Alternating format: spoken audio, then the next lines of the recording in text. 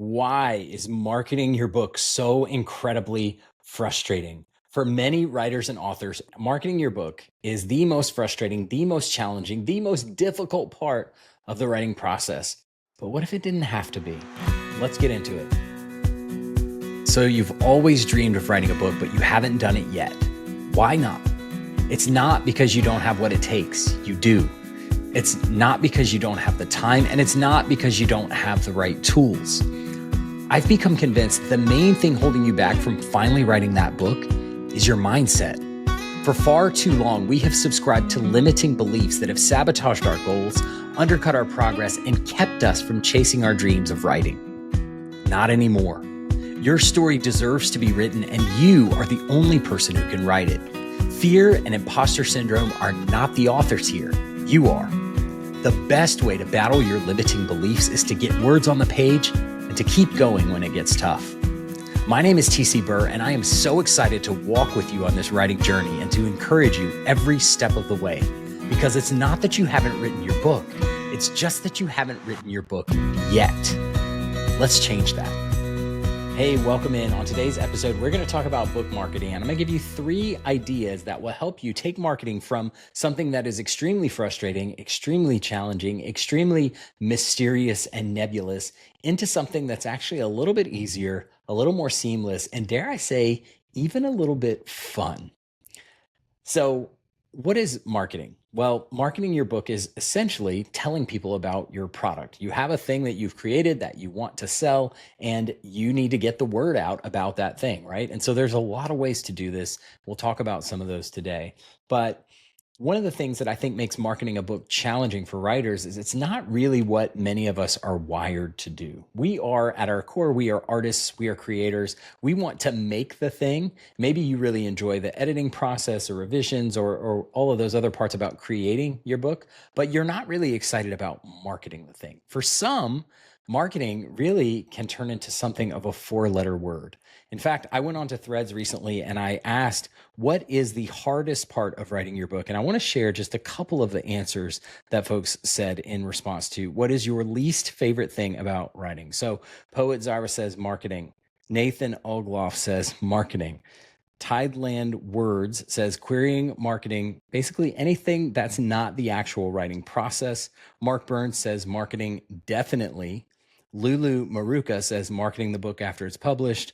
I Write Literary Fiction says, dare I say, marketing. And Blavalstar01 underscore BMV says, well, the marketing part, I guess. And so it wasn't unanimous, but many of the people who responded to that question said that marketing the book is, in fact, the most frustrating, the most difficult, the part that they enjoy the least about writing their book. So let's talk a little bit about what marketing is and how we can maybe have a little bit more fun in our marketing. So once again, on today's show, I'm going to share 3 book marketing ideas that will help you when it comes to marketing your book. Before we get in there again, let's talk about what marketing is. So a lot of people have a lot of different thoughts and ideas around what marketing their book is, what it looks like, what it can be.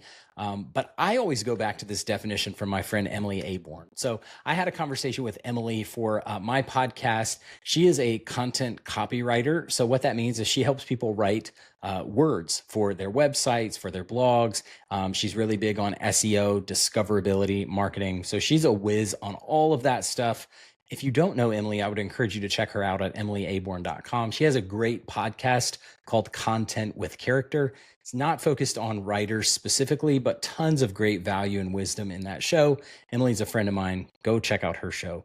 But she said in our conversation that marketing is essentially just sharing about the thing that you love and the thing that you're excited about. So as the author, you are the most qualified, the best qualified person to market your book, because nobody's going to get excited about your book the way that you are. Nobody cares about your book, your characters, your book's success more than you do. You are the number one person who is best qualified and equipped to market your book.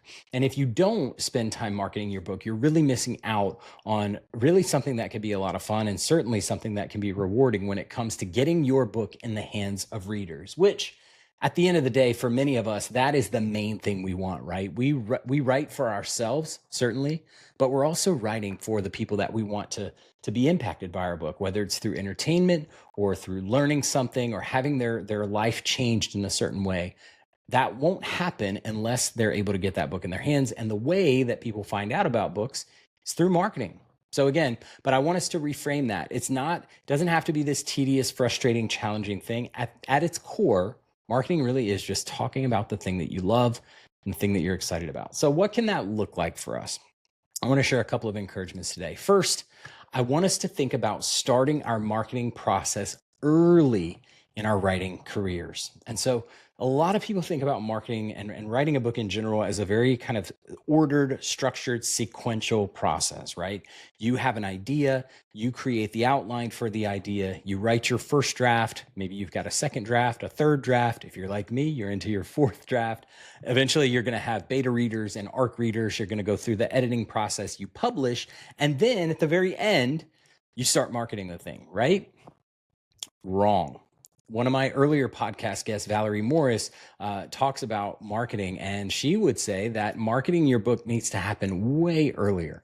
Maybe not at that very initial idea phase, but Valerie would say once you are pretty confident that you're going to write that book, you should start talking about it. So at my work, I work for a technology group at the company that I work for, and we develop products in what's called an agile methodology. So in the olden days, people, if you know software, you know this, people would build software in what's called waterfall. So it's very sequential. You do one part of the build, then you do the next part, and then you just kind of go through the process until the thing is deployed.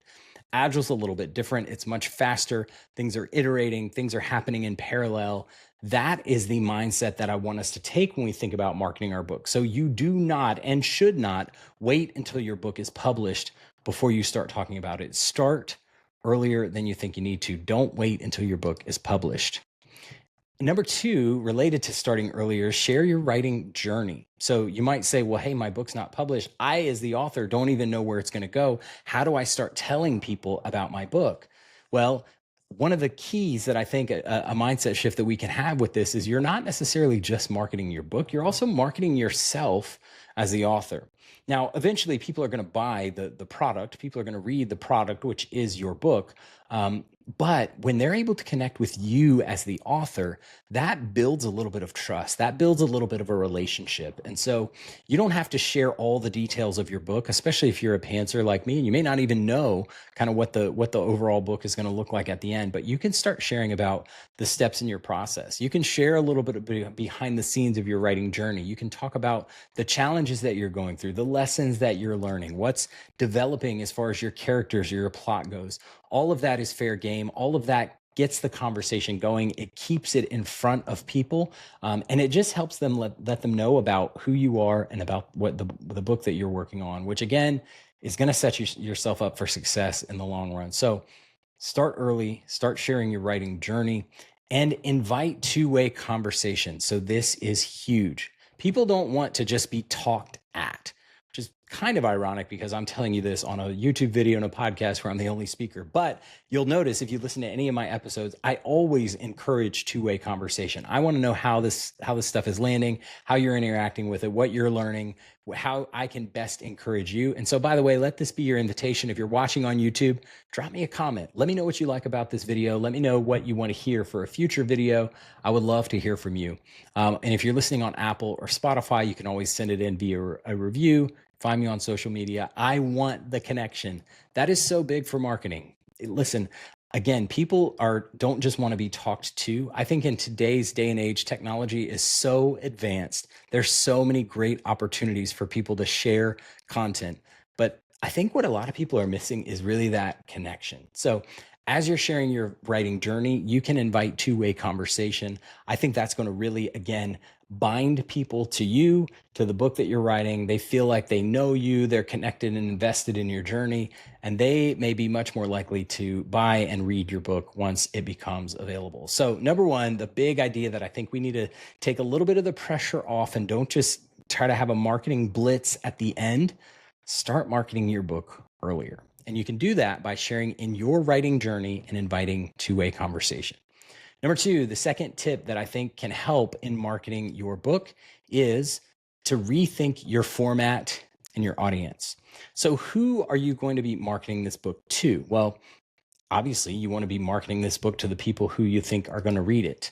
One of the things that I really want to underscore here is that social media is a place to market your book, but it is not the only place. This is a huge mistake that I see a lot of writers make. They go all in on social media, and that is their entire marketing strategy. So you might ask, hey, what are you doing for marketing? And they'll say, well, what do you mean? I'm on Instagram and TikTok and Threads and all, Facebook, all the different social media sites, and I'm blasting stuff out as much as I can. And usually when you ask people, how's that going? They'll say, well, not great. Not always the case. Some writers have great social media followings, tons of engagement. I'm personally still building a little bit of that, but that isn't my primary focus because, again, I think social media has a place, but social media is not the only place. And so my encouragement to you is know what social media formats or platforms you want to use and really be strategic about investing in those. Don't feel like you need to be everywhere. For a lot of people, me included, if you do that, that will be absolutely draining. You're kind of spreading yourself way too thin, and it's just you're not going to see the return on your investment. And so, especially if you're somebody like me who has a full-time job, you've got a family, you've got you're writing a book, you've got other responsibilities in your life too. It can just be one more thing that you have to add to your already busy schedule. So when you think about social media, think about what you are using it for, and think about, I'll give you a couple of acronyms. Think about, is your LOE giving you the appropriate ROI? So maybe you know those terms. Level of investment, does it match the return, or level of effort, does it match the return on your investment? So I'll give you a perfect example for me. For a long time, my main social media focus was Instagram. I was creating reels and stories and carousels. And that is not really something that I'm great at. I mean, I can do it. And, some of mine got a relative amount of success, but it took a lot of time and it took a lot of effort to create these short 30 to 60-second videos, to put the text, to line it up with the music and all of that.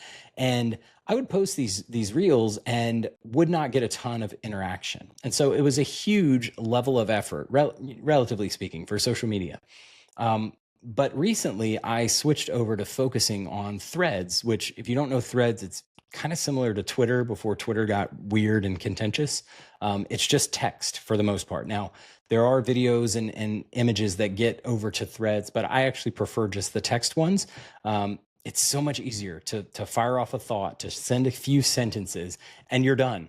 And I've had so much more engagement, so much more connection, so much more relationship building on Threads relative to Instagram for far less effort. So if Instagram's your thing, great. If it's TikTok, if it's somewhere else, fantastic.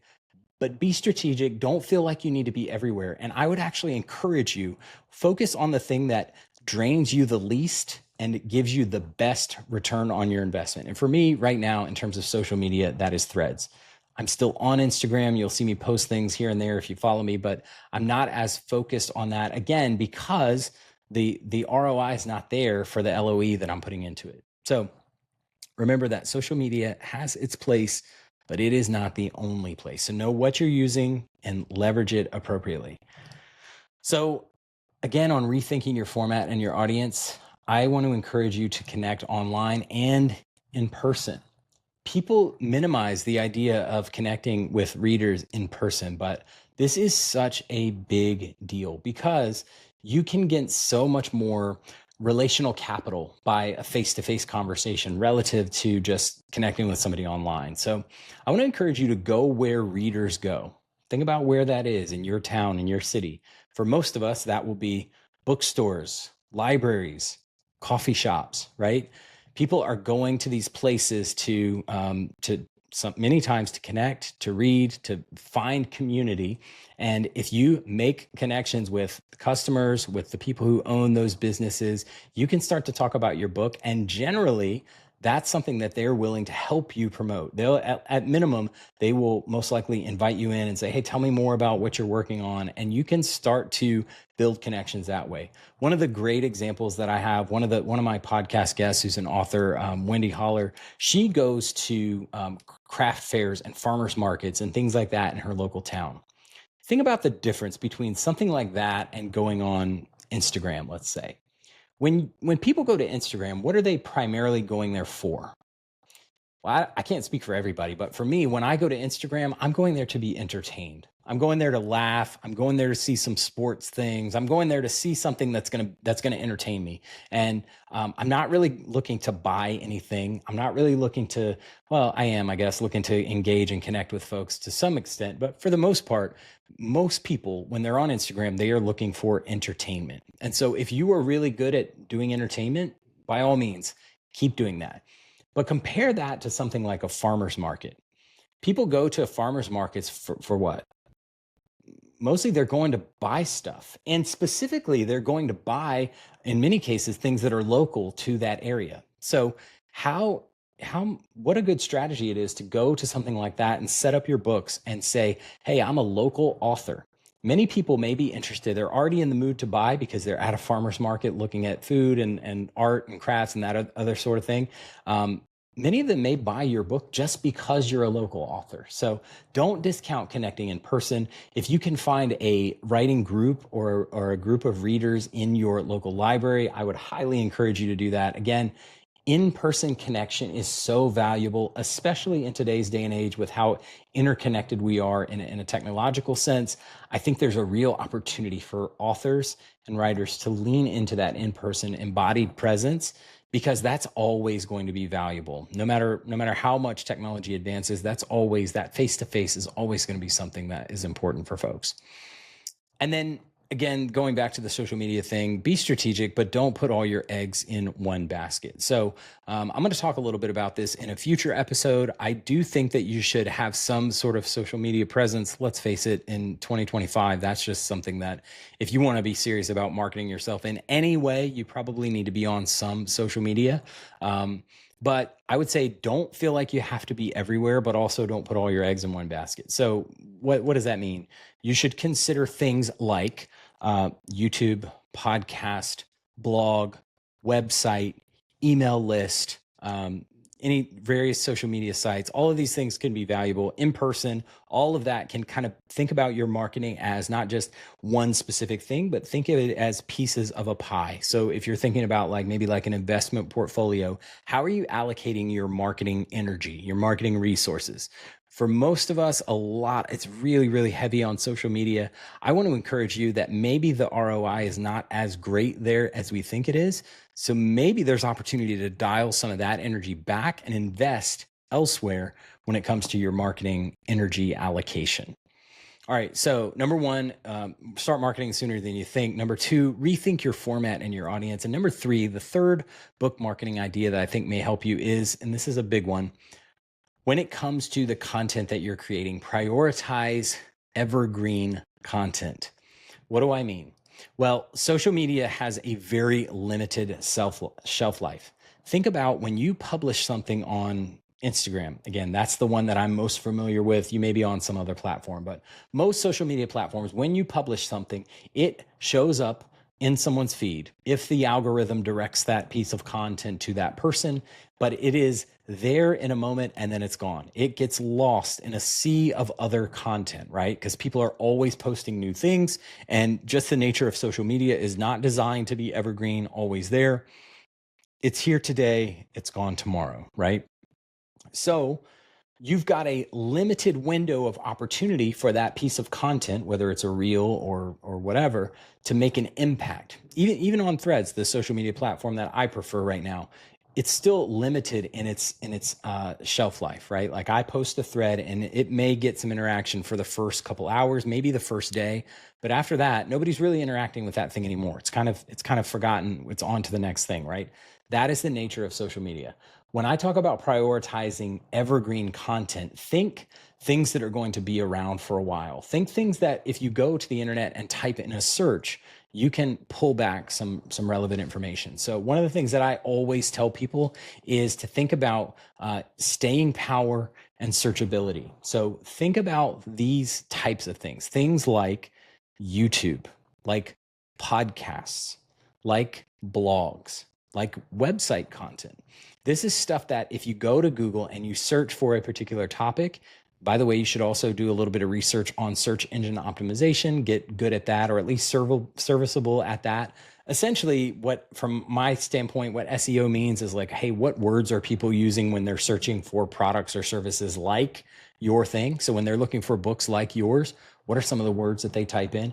And use those words and those terms in your content. So in the title and the copy of your blog, right? So that they'll be easier to return back in those searches. YouTube is the people think of YouTube as social media. It's actually, I think of this a little bit differently. YouTube, did you know, is the #2 search engine in the entire world. It's next to Google. So people are going to Google and YouTube and they're searching for information. They're saying, how do I, fix the taillight on my car? And you're getting a video that says, here's how you fix your taillight on your car. People are going there, I guess, for entertainment as well. But people are searching, and that content is staying out there. It's got a long shelf life. So you may post a video on YouTube today and you may get a few hundred views, but that thing stays out there forever, so that in the future, somebody comes and searches for a book like yours that has those same keywords, your video is still going to be presented to them in that search. So it is very evergreen in that way. Podcasts are similar. YouTube videos, blogs, all of this stuff is evergreen content. So just think about that when you think about marketing. Social media, again, has its place, but it's not the only place that we should be marketing, because it doesn't have the same kind of staying power, doesn't have the same kind of searchability that something like a YouTube or a podcast or a blog has. Remember too that this is a long game. So I encourage you early on to start marketing your book before maybe you think you should, way before you've got the thing published. And by the way, you can continue marketing it long after it's published and put out for sale.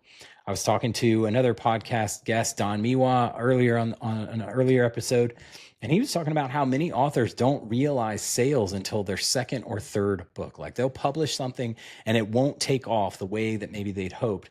But then after they've got a little bit more name recognition, after they've published a second or maybe a third book, people start to realize, hey, this guy's pretty good. Let me search his back catalog and see what else he's written. And they'll see spikes in their sales. So this is a very real thing. Don't get discouraged if you're not seeing a one-to-one relationship. You put a piece of marketing out and you're not getting a huge spike in your sales. It is a long game. If you prioritize that evergreen content, if you stay consistent, you are going to see effectiveness from your marketing in the long run. And I think you're going to take a lot of pressure off yourself and make it a little bit more fun, a little bit more bearable, so that maybe it'll still be one of the harder parts of writing a book, but doesn't have to be so insufferable. So recap today's episode, 3 quick things. Start earlier, start marketing your book way earlier. As soon as you feel like you're committed to the book, start marketing that thing. Rethink your format and your audience. Value in-person connection as much as you can. Use social media, but remember, it has its place. It is not the only place. And prioritize evergreen content. If you're not sure what that looks like, if you want help talking through how to start a podcast, by the way, I think more authors should have their own podcasts or their own YouTube channels. Connect with me. I would love to talk with you and walk you through if it makes sense for you. But definitely think about how can you prioritize evergreen content that has staying power and that has good searchability. That's it for today. Hey, listen, if you are thinking about writing a book or maybe you stalled out somewhere, I want to help you with my self-guided 4-week writing challenge. You can go to pages.tcburr.com and get this for free. My gift to you today. This is a really simple PDF. It walks you through 4 weeks, how to set a goal, how to track your progress. There's links to tools and resources in there. I really think it'll help you write up to 30,000 words or more on the draft of your book. And I want to give this to you for free. So go check it out again. It's pages.tcburr.com and get that today. And also, I mentioned connection. I would love to connect with you. So again, if you're watching on YouTube, leave me a comment. Let me know which of these tips was most helpful for you. And maybe if there's other tips that you would add to the list, let me know. And then you can also connect with me there on Threads and Instagram. It's at tc.burr. You can visit my website, tcburr.com, and connect with me there. Awesome. Thank you so much. I'm so glad you joined. Next week, we're going to talk more marketing. I'm going to double click on some of these topics. We're going to talk a little bit about repurposing content and how you can get more ROI for your LOE. All right, that's it for today. Thanks so much for listening. Keep writing, and I'll talk to you soon. Later.